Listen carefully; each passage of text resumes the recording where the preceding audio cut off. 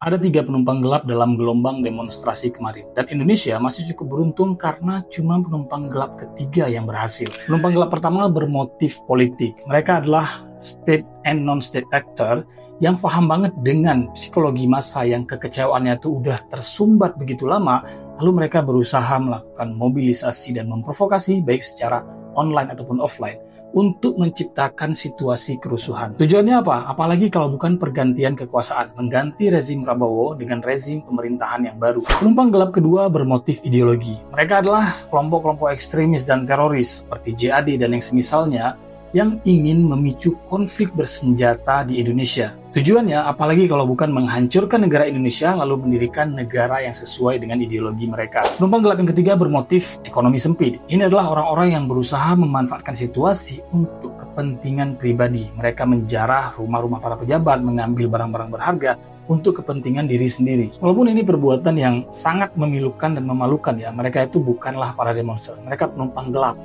Tapi setidaknya efeknya itu terbatas pada individu-individu yang menjadi korban. Kalau penumpang gelap pertama yang berhasil, maka kita akan mengulangi lagi tragedi 98 dan kemungkinan besar ini akan kembali diikuti oleh krisis ekonomi.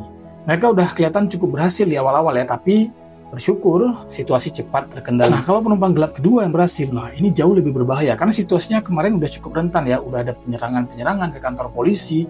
Kalau ada di antara mereka yang berhasil merebut senjata api dan melakukan penembakan, maka konflik berdarah seperti di Suriah itu mungkin nggak bisa lagi terelakkan. Dan kalau sampai ini terjadi, maka kita benar-benar akan membayar mahal. Jadi kalau besok masih ada demonstrasi susulan, masa aksi harus benar-benar memperhatikan ya. Jangan sampai nih penumpang gelap yang pertama dan yang kedua ini benar-benar bisa memanfaatkan situasi. Karena ini irisannya tipis banget ya. Kalau penumpang gelap yang pertama yang berhasil, maka itu akan segera dimanfaatkan oleh penumpang gelap kedua untuk menimbulkan konflik bersenjata dan berdarah yang berkepanjangan di Indonesia. Rakyat Suriah hari ini udah menyesali banget apa yang terjadi. Jangan sampai kita mengalami hal yang serupa.